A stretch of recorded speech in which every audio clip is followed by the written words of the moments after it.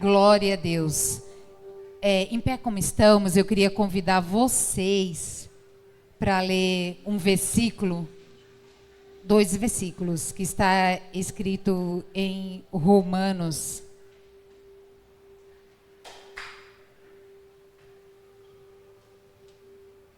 Eu também quero convidar vocês para ficar com o seu aplicativo, a sua Bíblia, aberta no livro de Romanos, porque hoje nós vamos passear um pouquinho neste livro. A paz do Senhor, irmãos. Tudo bem com vocês? Como não está bem, né? Na presença de um Deus que faz milagres. Esse mês é o último domingo hoje, mas é o mês que nós comemoramos a Páscoa. E não tem ninguém na face da terra que entenda melhor o significado desta data do que o povo crente. Mas, sabe por quê? Porque só nós temos acesso de verdade ao Cordeiro Pascual.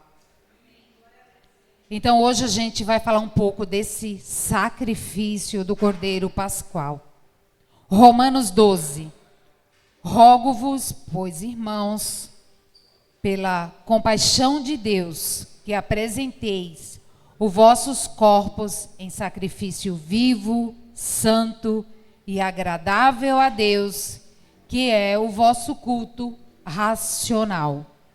E não vos conformeis com este mundo, mas transformai-vos pela renovação do vosso entendimento, para que experimenteis qual seja a boa, agradável e perfeita vontade de Deus. Eu quero aproveitar e fazer uma oração. Senhor, nós somos gratos a Ti por este momento tão especial e nós queremos chamar a Tua atenção para nós neste momento. Eu te peço, Senhor, que eu diminua e que o Senhor apareça, que traga, Senhor, uma palavra para o coração de cada um que aqui entrou, que está gerando uma expectativa, precisa ouvir a Tua voz, mas eu, Senhor, eu não tenho nada. Eu não tenho nenhuma palavra sábia, eu não tenho nada que possa solucionar ou responder às questões do teu povo. Mas tu, que és onisciente, que és tudo em todos, tu sabe qual a necessidade de cada um. Então eu conto com a tua misericórdia para que minhas palavras sejam assertivas, que eu não fale de achismo, que eu não fale os meus pensamentos, mas que eu fale aquilo que o Senhor quer nos dar a conhecer. Em nome de Jesus, podeis sentar. Irmãos, sempre no teatro, mesmo no teatro secular, a gente costuma a falar que a gente nunca se acostuma com o palco, com uma apresentação. Porque no momento que a gente começa a se acostumar, achar que está tudo certo e que vai ser ótimo, maravilhoso, é ali que a gente cai, é ali que a gente erra, é ali que esquece o texto. E eu trouxe isso do teatro secular para a nossa função na igreja, com o teatro evangélico, e sempre a gente trouxe isso, né? Sempre falamos sobre isso, dessa responsabilidade. O meu filho já citou alguma coisa aqui sobre isso, de a gente não se acostumar com essa oportunidade, e toda vez que temos que falar, a gente tem que ter consciência do tamanho da responsabilidade. Então, é como se fosse a primeira vez. Pode não parecer, mas as minhas mãos estão bem suadas aqui, viu? Então, dá uma alegria nas pernas, dá borboleta no estômago, mas isso é bom.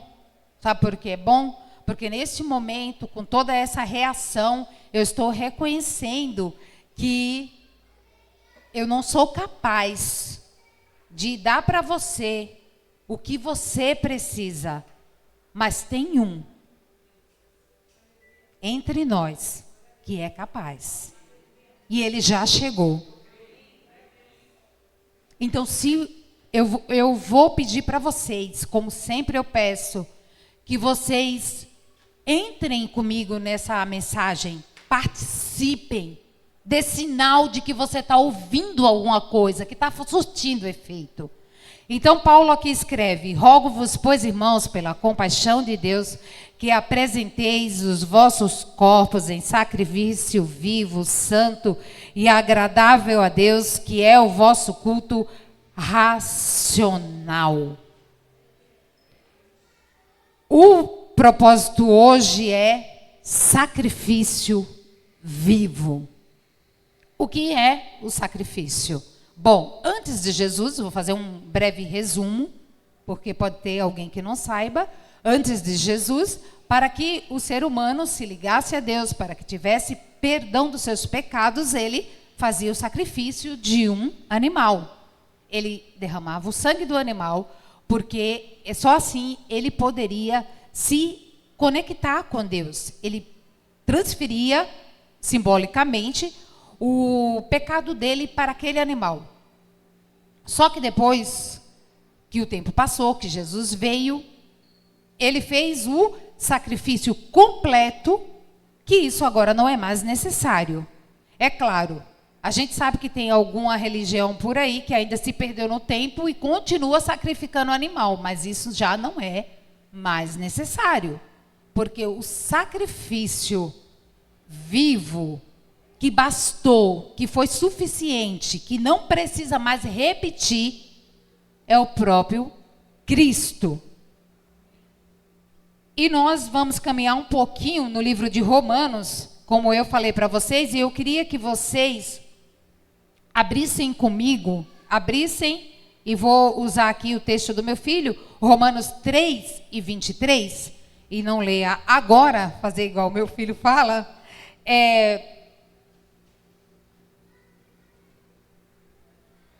amém? Todo mundo está aí com seus aplicativos? Tá bom. Caminhem comigo, tá? Para a gente chegar junto em algum lugar, em nome de Jesus. Então, sacrifício vivo. O livro de Romanos, ele se divide basicamente em duas partes. Até o capítulo 10, ele vem falando de seus direitos como filho. Ele deixa claro que você é filho de Deus. E como filho, você tem direitos. Então a gente vai lá em Romanos 3:23, só para a gente, não vou citar tudo o que diz, até porque eu não teria tempo, mas a gente vai caminhar aqui em alguns, desculpa que eu fechei.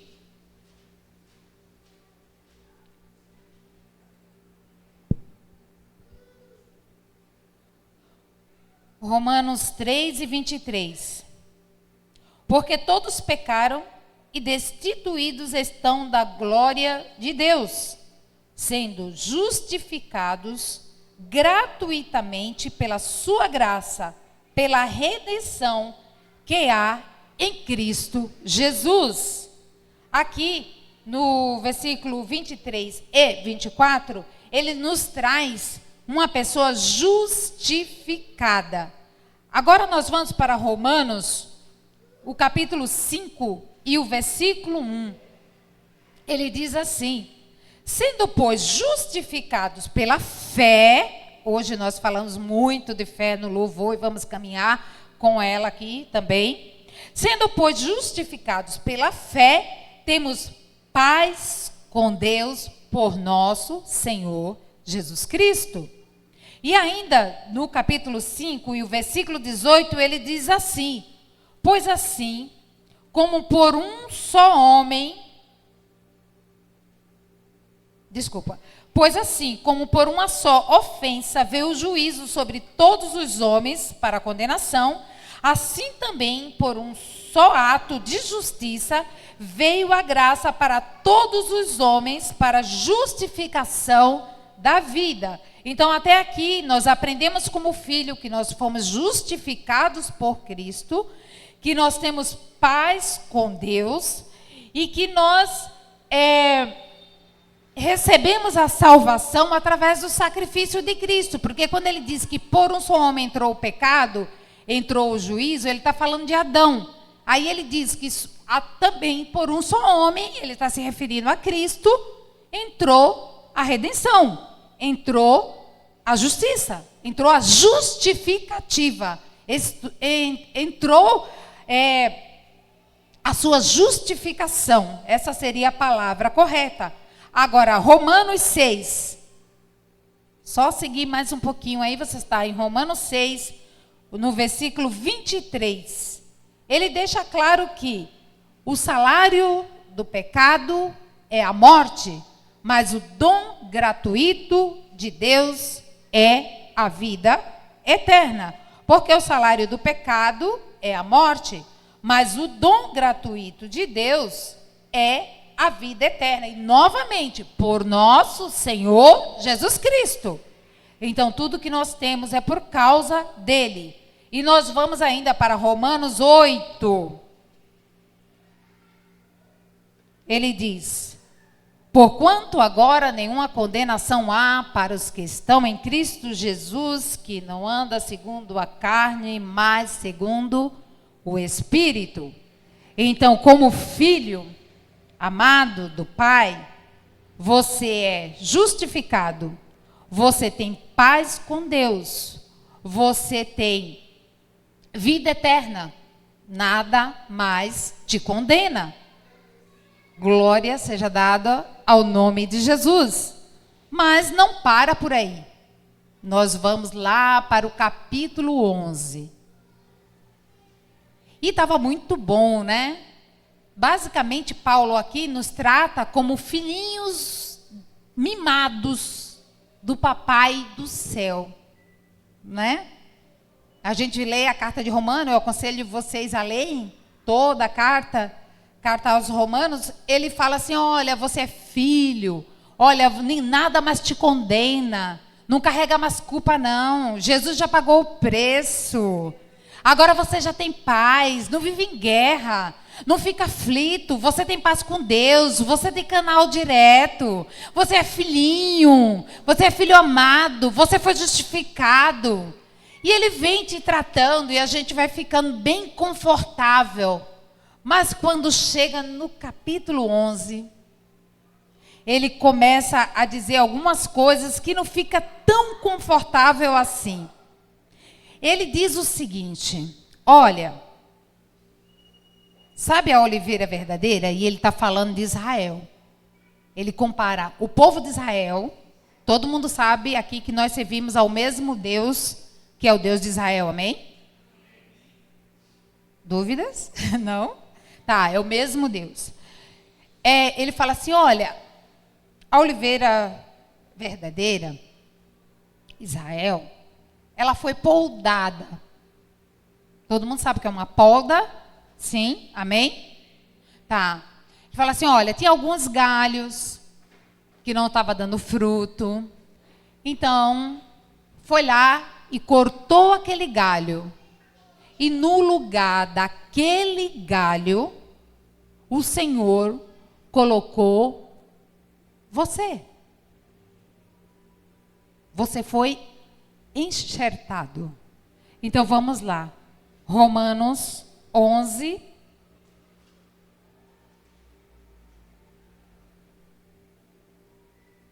(17). 11 e 17. E se algum dos ramos foram quebrados, e tu, sendo zambujeiro, foste enxertado em lugar deles, e feitos participante da raiz e da seiva da oliveira, não te glories contra os ramos. E se contra eles te gloriares, não és tu que sustenta a raiz, mas a raiz a ti. Dirás, pois, os ramos foram quebrados para que eu fosse enxertado. Está bem. Pela sua incredulidade foram quebrados, e tu estás em pé, pela fé, novamente. Então, não te ensoberbeças, mas teme. Sabe o que ele está dizendo aqui? Ele está dizendo o seguinte, ele está fazendo uma comparação. Paulo é o apóstolo chamado por Deus para pregar aos gentios, pessoas que não são judeus, né? Ele fala assim, olha, você é um jambuzeiro bravo. Um em Pernambuco a gente fala jambuzeiro, mas eu li a palavra zambujeiro. Meio difícil essa palavra, mas é isso. O que é isso? É uma oliveira que ela dá na montanha. Ela não dá, a oliveira é aquela que dá azeitona, tá? Que faz o azeite. Ela não dá a mesma quantidade de óleo, porque ela é mais ressecada, ela está num lugar de rochas, difícil.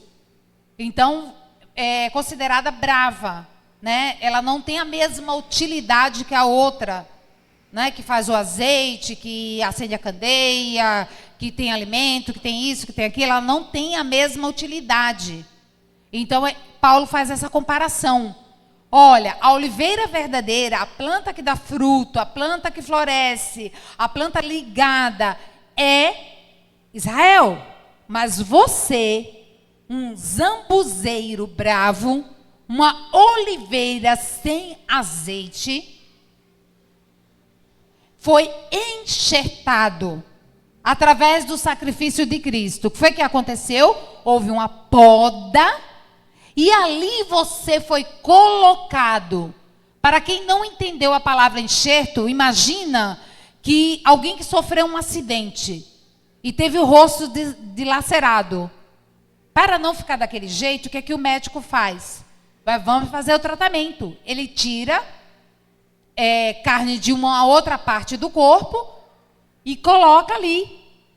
E vai cuidando, e vai tratando, e passa remédio, e vai tomar antibiótico, e trata, e faz a cirurgia, e volta no médico, e vai tratando, e vai melhorando, e vai fazendo plástica, até que aquela pele se pareça que sempre esteve ali. Dá para entender isso? Foi o que aconteceu com a gente, amadas. Nós não tínhamos direitos. Irmãos, nós não tínhamos direito. Nós não tínhamos acesso.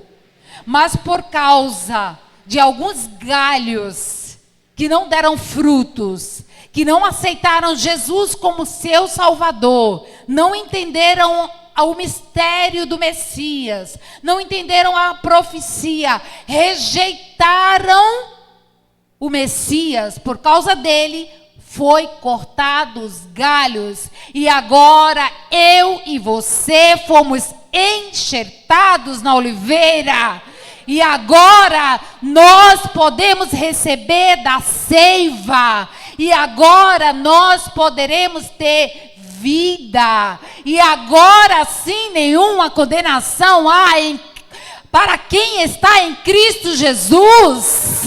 Aleluia! Não é porque eu sou perfeita, não é porque eu sou melhor do que ninguém, não é porque eu sou melhor do que o católico, do que o espírita, do que, sei lá, o macumbeiro. Não, não é por isso não. É porque eu fui enxertada na oliveira verdadeira. Aleluia! Louvado seja o nome de Jesus. E tendo dito isso, nós vamos falar que nos tornamos filhos, filhos amados do Pai. Como filho, nós temos direitos, nós vimos, né? Somos mimados, mas não é só direitos. Como filhos, nós temos deveres. E Paulo começa a transição de falar dos direitos e dos deveres, falando toda essa história da oliveira para que ficasse muito claro qual é o nosso dever. E a gente volta aqui para Romanos 12, que ele diz assim: rogo-vos, pois, irmãos, por causa disso, de tudo isso que eu disse para vocês, eu rogo, eu clamo, eu peço pelo amor de Deus, que apresentei os vossos corpos em sacrifício vivo, santo e agradável a Deus, que é o vosso culto racional. Tem culto com raciocínio aí, amados? O teu culto é pensado? Você pensou no seu culto? Ou você fez por força de osmose? Ou você falou aleluia por mania, por costume cristão? Ou você veio aqui e levantou a mão porque é bonito, porque faz parte dessa comunidade? O teu culto tem que ser pensado, tem que ser com raciocínio. Pensa aí, você não tinha direito, mas alguém pagou o preço, alguém te chamou de filho, disse: vem para cá, filho amado, eu te escolhi. Aleluia. Louvado seja o nome de Jesus. E pensando aqui nos deveres, eu vou falar só um pouquinho sobre sacrifício. Antes de entrar totalmente, eu não vou pedir para vocês abrir, mas eu vou só citar que o sacrifício dos animais está no Antigo Testamento, lá em Levítico 1:3, quem quiser pode ler. Hebreus 9:23, agora pulando para o Novo Testamento, ele diz assim que sem derramamento de sangue não há remissão de pecados. Então essa consciência tinha desde a lei, né? Porque Levítico é dos primeiros livros, faz parte do Pentateuco, dos primeiros Gênesis, Êxodo, Levítico, terceiro livro da Bíblia.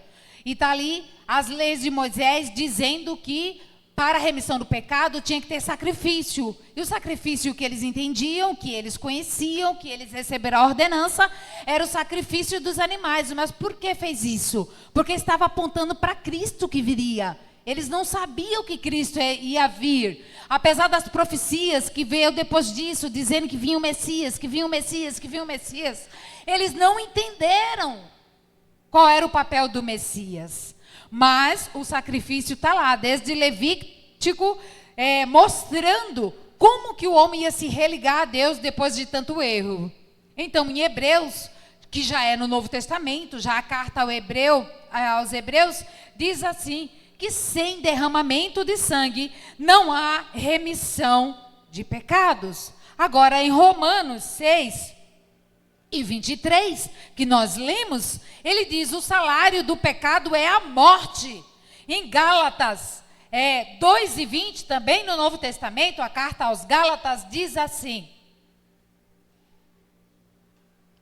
Vou abrir aqui em Gálatas, tá? É o próximo livro, quem quiser. Depois de Romanos tem Coríntios, depois de Coríntios vem Gálatas.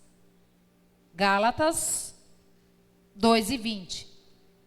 Já estou crucificado com Cristo, e vivo, mas não eu, mas Cristo vive em mim. E a vida que agora vivo na carne, vivo na fé, novamente, do Filho de Deus, o qual me amou e se entregou a si mesmo por mim. Louvado seja o nome de Jesus. O sacrifício de Cristo foi o que nos trouxe até aqui. Então, por causa disso, nós temos também alguns deveres. E aqui em Romanos, ele fala desse dever. Parece que não, mas ele fala. Quando ele fala para você se apresentar em sacrifício vivo. Então, eu fiquei pensando, mas Senhor, essa citação de Paulo é muito complicada. Porque ele fala para a gente ser o sacrifício vivo. Então, eu vou entrar no fogo viva e me queimar? Como que é isso? Como isso acontece? Como isso se dá?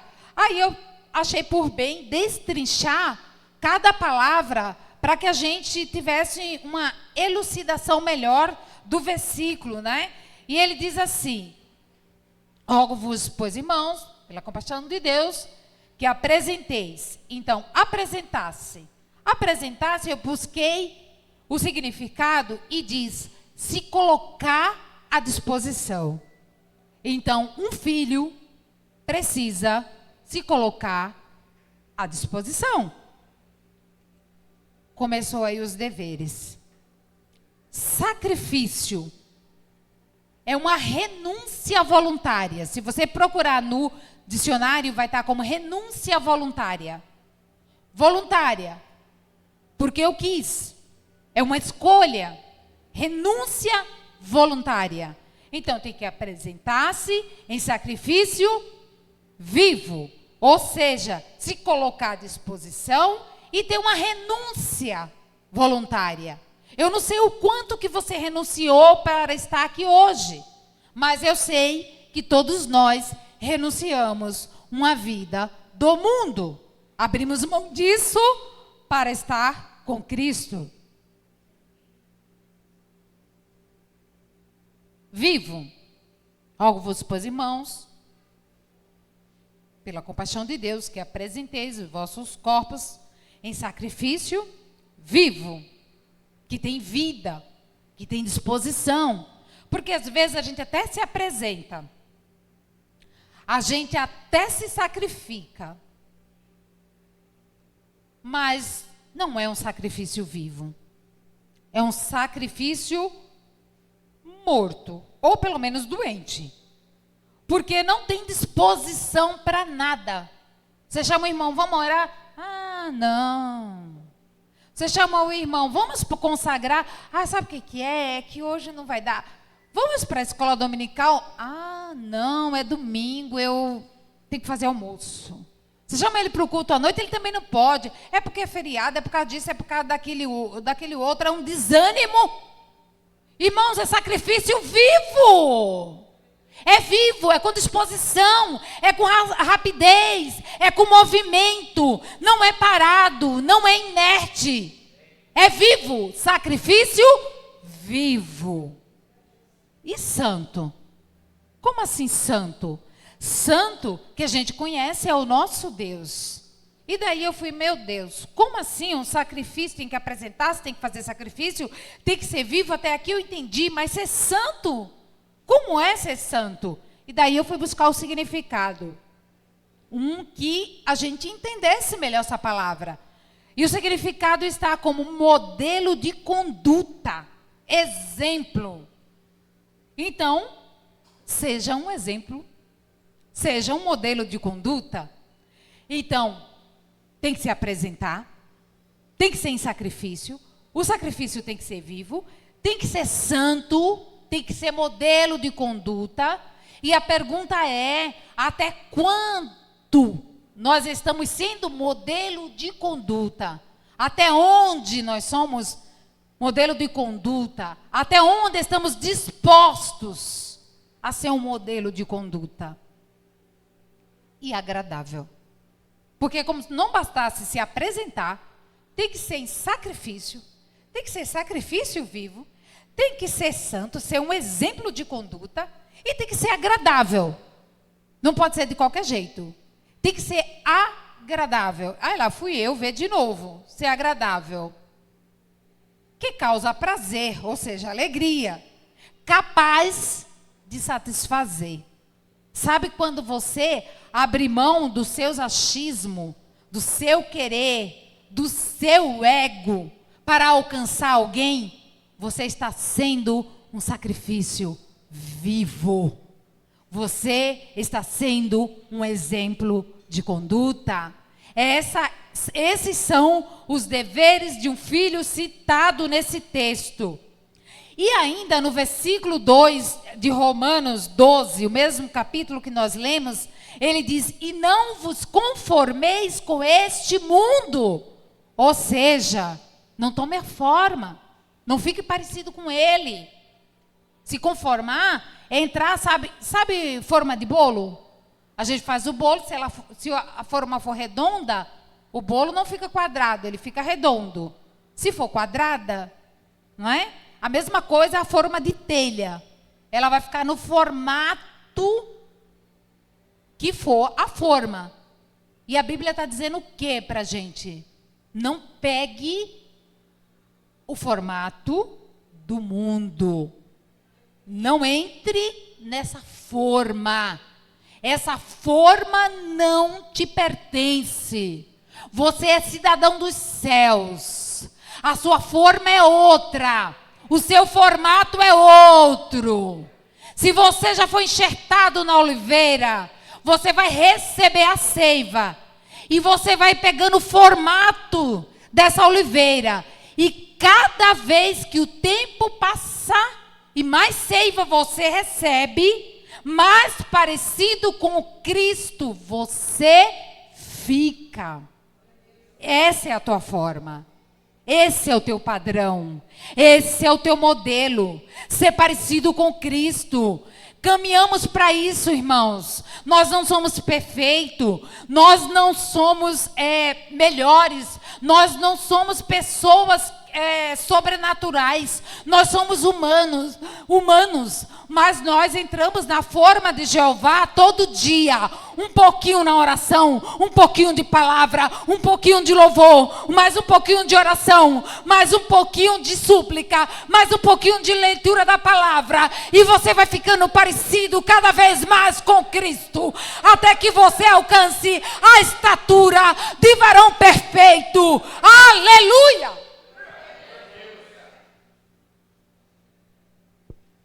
Louvado seja o nome de Jesus. E entrando aqui, para a conclusão, eu quero dizer: como não se conformar com o mundo? Eles cobram tanto de nós, irmãs. Diz que a gente tem que fazer de outro jeito. Agora estão dizendo que a gente tem que mudar a Bíblia, porque a Bíblia é antiga. Quer dizer que a gente tem que aceitar os moldes deles. A Bíblia diz exatamente o contrário. Totalmente diferente. E eu vou te dizer como. Não vou te dizer porque saiu da minha cabeça, eu vou te dizer porque está escrito. Romanos 10:17. A fé vem pelo ouvir. Ouvir a palavra de Deus. Então tem que ouvir. Em Apocalipse 1:3 diz assim, que é bem-aventurado o que lê a profecia deste livro. Então tem que ouvir, tem que ler. Em Atos 17:11 diz que o povo de Bereia, de onde nós herdamos o nome, eles são mais nobres do que os outros, porque de bom grado recebiam a palavra e examinavam as escrituras para saber se o que estava sendo dito para eles era assim mesmo. Então você tem que ouvir, você tem que ler, você tem que estudar e você tem que examinar. É assim que você não toma a forma do mundo. E ainda tem mais. Salmo 119. Ele diz que você tem que memorizar. Repete mesmo. Acredita tão repetitivo? Repete. Continua repetindo. É para memorizar. É para memorizar. Ele diz assim: como purificará o homem o seu caminho?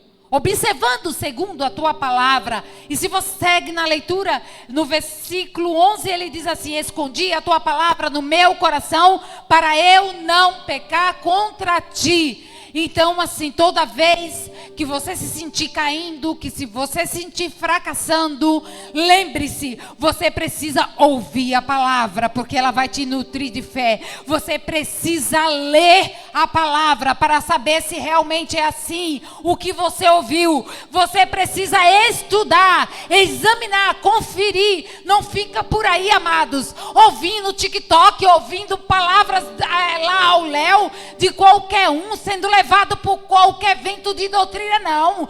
Tu é um bereano. Vai ler, vai estudar, vai examinar. Procura saber se é isso que está escrito. Está escrito, serve para mim. Não está escrito, não serve para mim. Eu tenho que ouvir, eu tenho que ler, eu tenho que estudar, eu tenho que memorizar, eu tenho que esconder, eu tenho que inculcar a palavra no meu coração. E o Salmo 1, ele diz assim: bem-aventurado o homem, bem-aventurado, feliz, o homem que não anda segundo o conselho de lá de fora. Antes, ele tem o prazer na lei do Senhor, e na sua lei ele medita de dia e de noite. De dia e de noite. Como é que tá aí para você? Tá dia? Tá claro? Tá bom? Tá feliz? Medita na lei do Senhor. Não, Cláudia, não tá bom não. Tá escuro, tá difícil, tá doendo, tá ruim demais. Medita na lei do Senhor. É de dia, é de noite, é na lei do Senhor. É aí que você vai ser feliz. Não busque felicidade em outro lugar. Não busque forma em outro lugar. Porque só em Jesus Cristo a salvação, amado. E não é só a salvação da tua alma, não. É a salvação da tua situação. É a cura para a tua doença. É a resposta para o teu coração. É aquilo que você precisa, que te completa, está na lei do Senhor. Seja feliz lendo a lei do Senhor, praticando a lei do Senhor, ouvindo a lei do Senhor, memorizando a lei do Senhor. Medita de dia e de noite, de dia e de noite, de dia e de noite, de dia e de noite. Aleluia! Diga para as trevas: aqui não. Aqui tem lei do Senhor. Aleluia. Ah, mas você tem que ser assim agora. Não, a minha forma é outra. Eu tenho a lei do Senhor. Mas a lei do meu país diz isso. Mas eu tenho a lei do Senhor. Aleluia. É a lei do Senhor.